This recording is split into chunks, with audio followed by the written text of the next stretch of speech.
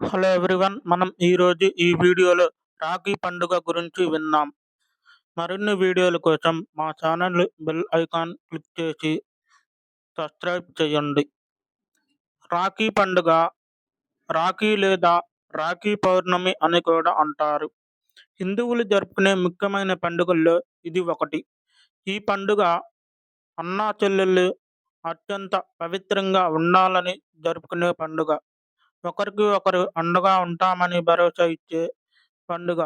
ఈ పండుగను ప్రతి ఏటా శ్రావణ మాసంలో పౌర్ణమి రోజున రక్షాబంధన్ పండుగగా జరుపుకుంటారు.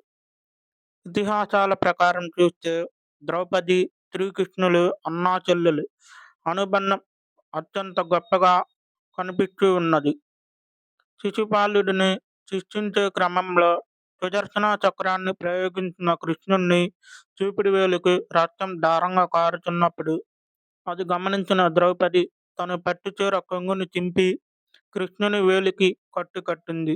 దానికి కృతజ్ఞతగా ఎల్లవేళ నీకు అండగా ఉంటానని శ్రీకృష్ణుడు ద్రౌపదికి హామీ ఇచ్చాడట.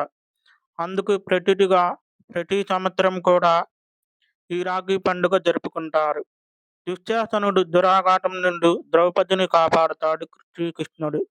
ఇలా అన్నా చెల్లెల అనుబంధానికి గుర్తుగా రాఖీ పండుగను జరుపుకుంటాం. ఈ సంవత్సరం ఆగస్టు నెల 9వ తారీఖున రాఖీ పౌర్ణమి పండుగ వచ్చినది. ఈ అన్నా చెల్లెల అనుబంధం ఏ విధంగా ఉంటుందో కామెంట్ రూపంలో తెలియచేయండి. రాఖీ పౌర్ణమి గురించి మీ అభిప్రాయాన్ని తెలియచేయండి.